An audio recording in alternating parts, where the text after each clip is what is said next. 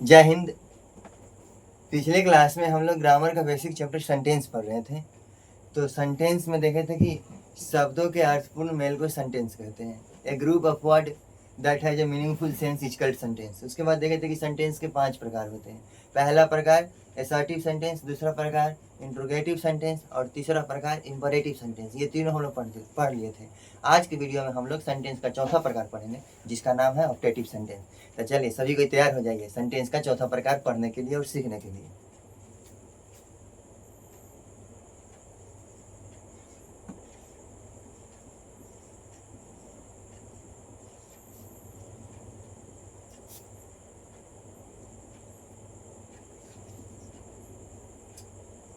Optative sentence.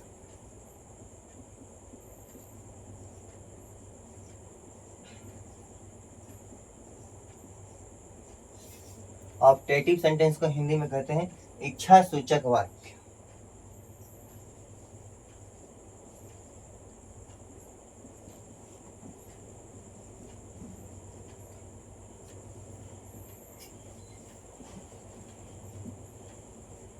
इच्छा सूचक वाक्य। ऑप्टेटिव सेंटेंस की परिभाषा क्या है कि जिस सेंटेंस से अभिशाप, आशीर्वाद, इच्छा, प्रार्थना इत्यादि व्यक्त होता है उसे हम लोग ऑप्टेटिव सेंटेंस कहते हैं। ठीक है, तो चलिए इसकी परिभाषा लिखते हैं, फिर इस पर बात करेंगे। जिस सेंटेंस से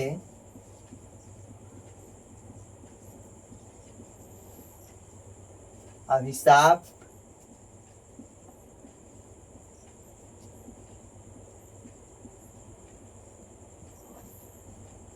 आशीर्वाद,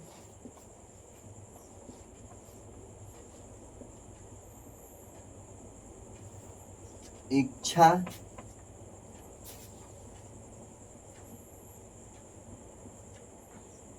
तथा प्रार्थना का भाव व्यक्त होता है या प्रार्थना व्यक्त होता है,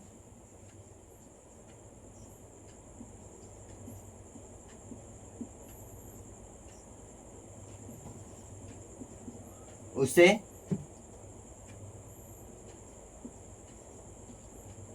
ऑप्टेटिव सेंटेंस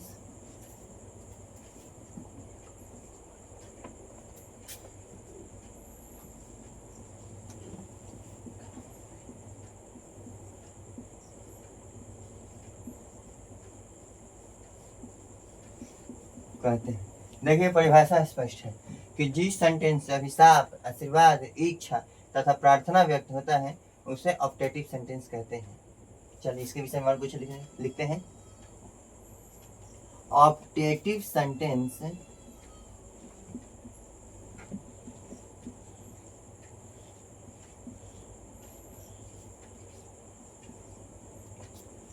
में, MAY में, इसको में पढ़ना है, में से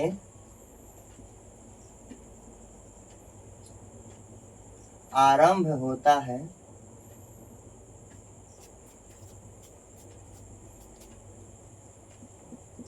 और वाक्य के अंत में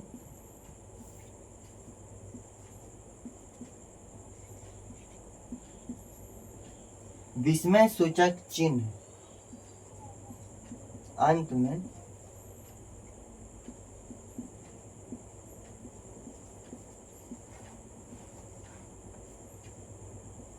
विस्मय सूचक चिन्ह, इस चिन्ह को विस्मय सूचक चिन्ह कहते हैं। विस्मय सूचक चिन्ह लगा रहता है।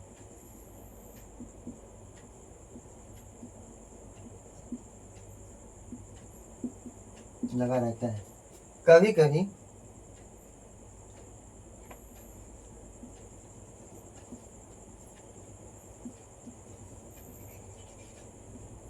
कभी कभी में लुप्त रहता है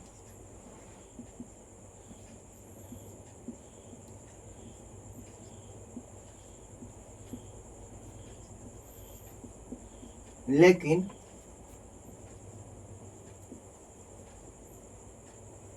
वाक्य के अंत में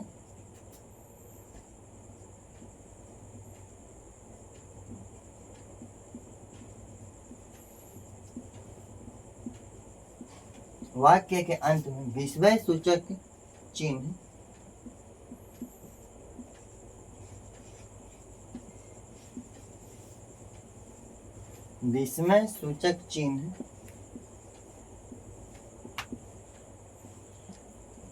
अवश्य लगा रहता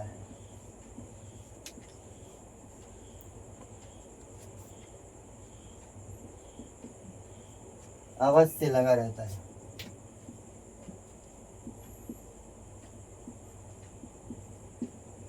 जैसे उदाहरण देखते हैं, जैसे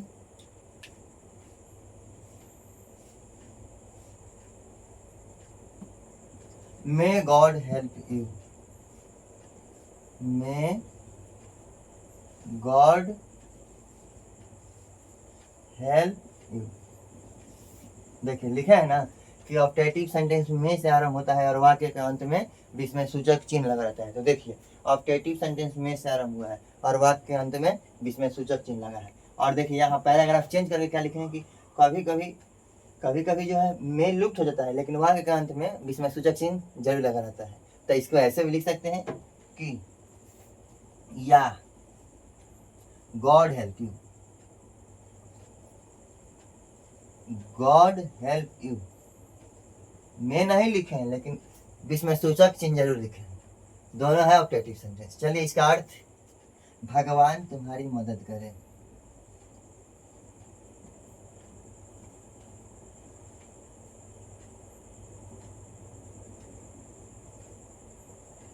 भगवान तुम्हारी मदद करें, यह रहा हम लोग का आज ऑप्टेटिव सेंटेंस। ठीक है, तो स्पेस कम है, पहले इतना नोट कर लीजिए, फिर एक दो और एग्जांपल देखते हैं। ठीक है, हाँ तो उम्मीद करता हूँ कि आप लोग सेंटेंस का चौथा प्रकार ऑप्टेटिव सेंटेंस लिख लिए होंगे। ठीक है, तो अब हम लोग चलिए सेंटेंस का पांचवा प्रकार और अंतिम प्रकार पढ़ते हैं। यह प्रकार पढ़ लेंगे तो समझिए कि सेंटेंस चैप्टर में खत्म। तो चलिए तैयार हो जाइए सेंटेंस का पांचवा प्रकार पढ़ने के लिए। उसका नाम है एक्सक्लामेटरी सेंटेंस। पांचवा,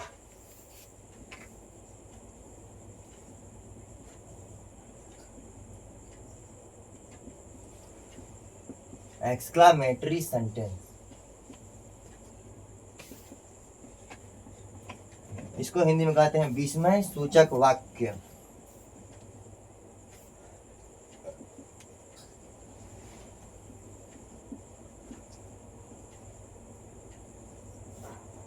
विस्मय सूचक वाक्य वह सेंटेंस जिससे खुशी, दुख, आश्चर्य, प्रशंसा, नफरत इत्यादि व्यक्त होता है, उसे हम लोग कहते हैं एक्सक्लामेटरी सेंटेंस। तो पहले इसकी परिभाषा लिखते हैं और फिर हम लोग इस पर बात करेंगे। ठीक है, तो चलिए लिखें, वह सेंटेंस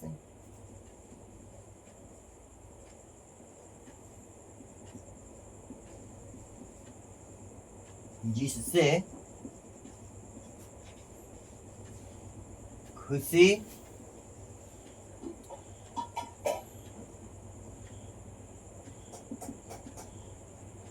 दुख, आश्चर्य,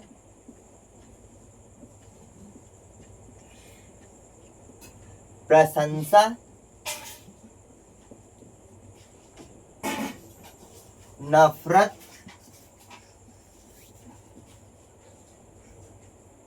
इत्यादि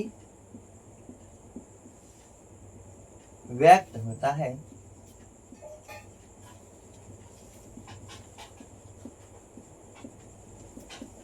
उसे एक्सक्लामेटरी सेंटेंस कहते हैं।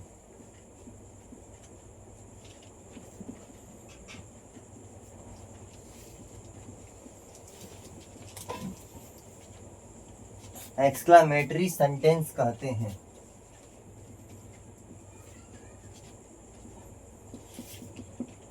देख लीजिए परिभाषा सामने है, लिखते हैं कि एक्सक्लामेटरी सेंटेंस यह, या फिर हाँ लिख लीजिए कि यह इंटरजेक्शन या इंटरजक्शन, इंटरजक्शन से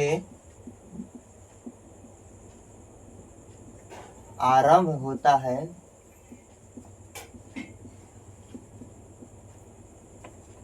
कभी कभी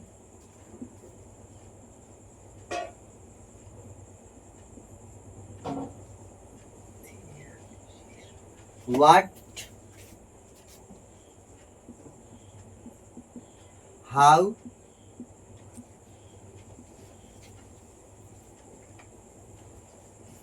would that या सच so या would that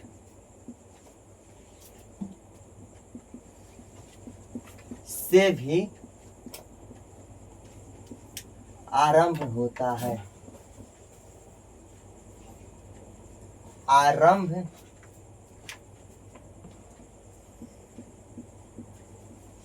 होता है। क्या है भाई हम लोग का एक्सक्लेमेटरी सेंटेंस क्या है, या एक्सक्लेमेटरी सेंटेंस की परिभाषा क्या है कि वह सेंटेंस जिससे खुशी, दुख, आश्चर्य, प्रशंसा, नफरत इत्यादि का भाव व्यक्त होता है उसे हम लोग एक्सक्लेमेटरी सेंटेंस कहते हैं। एक्सक्लेमेटरी सेंटेंस इंटरजेक्शन से आरंभ होता है और कभी कभी what, how, such, so, would, that इत्यादि से भी आरंभ होता है। जैसे एग्जाम्पल,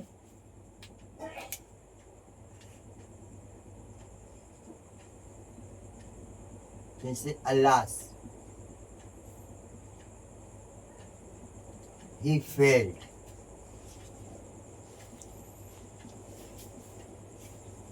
हाय वह असफल हो गया,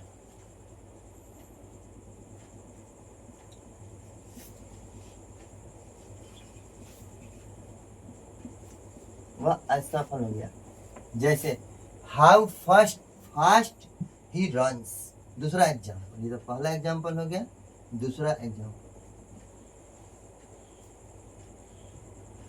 हाउ फास्ट ही रन्स,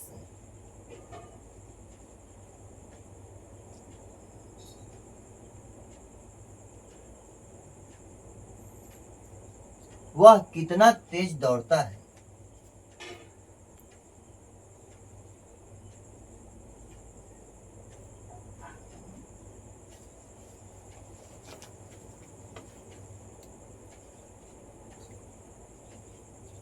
वह कितना तेज दौड़ता है। यह रहा हम लोग का एक्सक्लेमेटरी सेंटेंस, इसको नोट कर लीजिए। और मतलब कि एक्सक्लेमेटरी सेंटेंस तो आप लोग नोट कर लिए। फिर से मैं एक बात बता दूँ कि मैं जब आप लोग ग्रामर पढ़ाता हूँ तो हिंदी और इंग्लिश मिला कर पढ़ाता हूँ, तो इससे कोई तकलीफ नहीं होनी चाहिए मेरे हिसाब से, क्योंकि अभी आप सीख रहे हैं। जिस दिन आप लोग सीख जाएंगे ना, तो मतलब कि ग्रामर को एकदम हिंदी या तो एकदम इंग्लिश में आप लोग पढ़ेंगे, ठीक है। तो अभी सीखिए। अगर मन में कोई घबराहट है, कोई दुविधा है, तो आप लोग हमसे कमेंट के माध्यम से, यूट्यूब हो या फिर शिक्षा निकेतन ऑनलाइन क्लासेस के इंस्टाग्राम हो या फेसबुक हो, किसी भी माध्यम से आप लोग हमसे पूछ सकते हैं, ठीक है। तो आप जल्दी से एक्सक्लेमेटरी सेंटेंस को नोट कर लीजिए, फिर आपसे बात करते हैं। तो आप लोग अभी अभी जो मैं पढ़ाया उस सेंटेंस का 5वां प्रकार एक्सक्लेमेटरी सेंटेंस वो अभी लिख लिए होंगे। चलिए अब हम लोग क्या करते हैं कि आज से पार्ट्स ऑफ स्पीच को शुरू करते हैं। पार्ट्स ऑफ स्पीच में बताए थे आप लोगों को कि अंग्रेजी भाषा में जितने भी शब्द हैं उन्हें उनके कार्य एवं प्रयोग के आधार पर 8 भागों में बांटा गया और उनमें से प्रत्येक भाग को ही पार्ट्स ऑफ स्पीच कहते हैं, ठीक है। तो पार्ट्स ऑफ स्पीच के 8 भाग होते हैं: noun, pronoun, adjective, verb, adverb, preposition, conjunction और इंटरजेक्शन। पहला नाउन, दूसरा प्रोनाउन, तीसरा एडजेक्टिव, चौथा वर्ब, पांचवा एडवर्ब, छठा प्रीपोजिशन, सातवां कंजक्शन, आठवां इंटरजेक्शन। तो पहला हम लोग नाउन तो पढ़ लिए हैं। चलिए आज से दूसरा शुरू करते हैं, प्रोनाउन। तो लिखते हैं प्रोनाउन।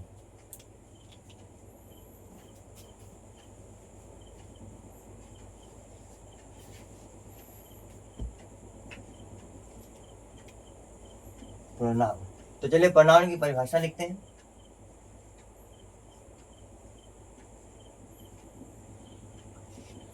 जिस शब्द का प्रयोग नाउन के बदले होता है उसे हम लोग प्रोनाउन कहते हैं। लिख लेते हैं कि जिस शब्द का प्रयोग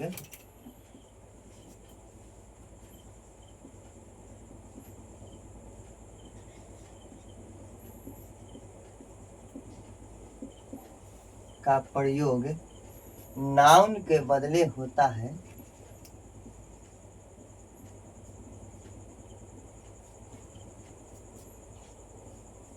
नाउन के बदले होता है,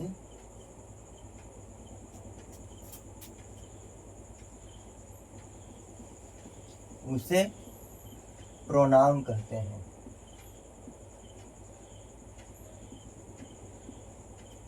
उसे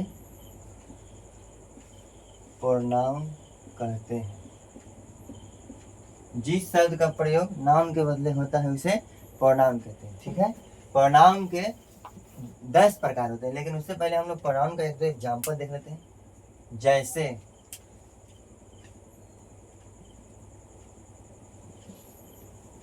जैसे सोहन का एग्जाम्पल लेते हैं। Sohan is a student.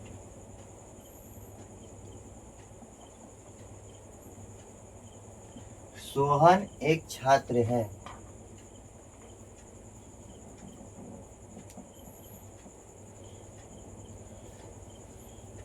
Sohan एक छात्र है।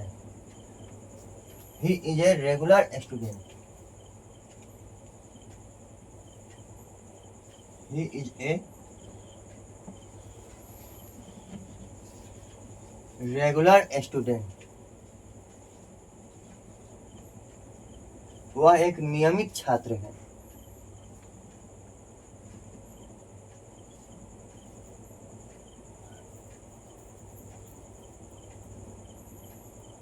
वह एक नियमित छात्र है। ठीक है, यह देखिए अब यहाँ Sohan is a student, Sohan एक छात्र है, और he is a regular student. मैं यहाँ कह रहा हूँ कि वह एक नियमित छात्र है, तो वह किसको कह रहा हूँ? सोहन को कह रहा हूँ। तो यहाँ पे सोहन तो नाउन है, लेकिन अब सोहन नहीं कहकर ही कह रहा हूँ कि वह एक नियमित छात्र है, तो आखिर सोहन को ही ना कह रहा हूँ, तो ये हो जाएगा प्रोनाउन। ठीक है, लिख लीजिए कि प्रोनाउन के 10 प्रकार होते हैं।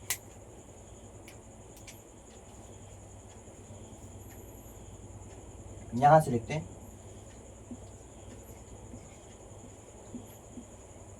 प्रोनाउन के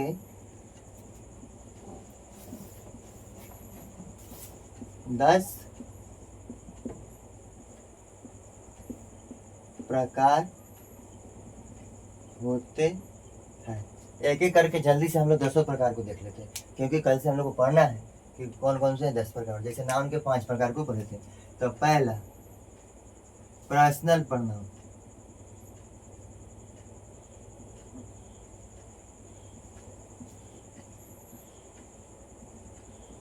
दूसरा डेमोन्स्ट्रेटिव प्रोनाउन,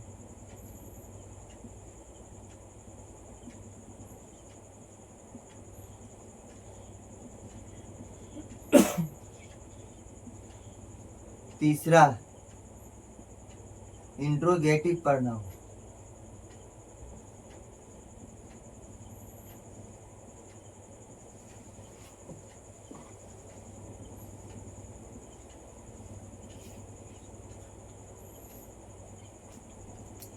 चौथा पॉजेसिव प्रोनाउन,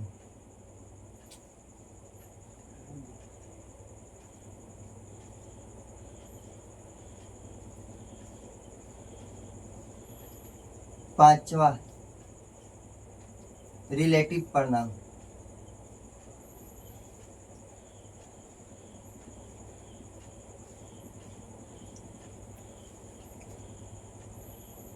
छठा रिफ्लेक्सिव प्रोनाउन,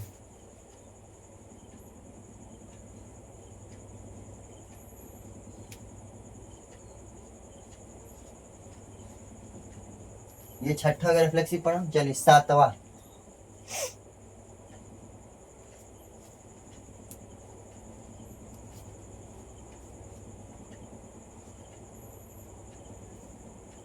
बताते हैं, 17 तब तक 8वां लिखिए,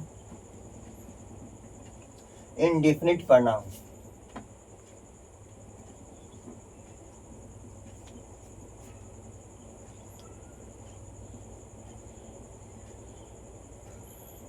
नौवां डिस्ट्रीब्यूटिव प्रोनाउन,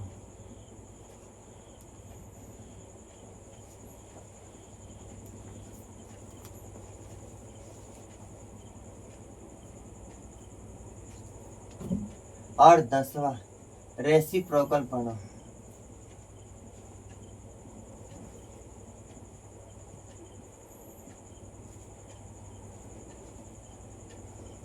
सातवां प्रोनाउन बताता हूँ personal, demonstrative, interrogative, possessive, relative, reflexive. और सातवां प्रोनाउन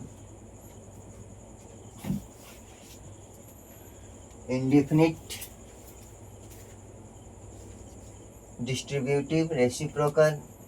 सातवां प्रोनाउन अभी बता रहा हूँ आप लोग को।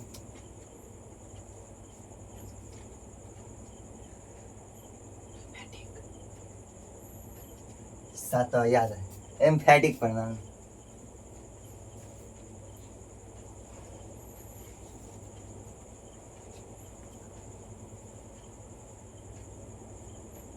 Emphatic pronoun. ठीक है, तो ये प्रोनाउन हो गए, प्रोनाउन की परिभाषा और प्रोनाउन के 10 प्रकार। ठीक है, इतना लिखे, फिर आज आपको आपका आज का सुविचार बताएंगे। एक बात है कि दुख और खुशी अपने तकदीर से मिलते हैं। गरीबी और अमीरी से इसका कोई लेना देना नहीं होता है, क्योंकि रोने वाले महलों में भी रोते हैं और जिनकी तकदीर में खुशियां लिखी रहती है वो झोपड़ी में भी हंसते हैं। धन्यवाद।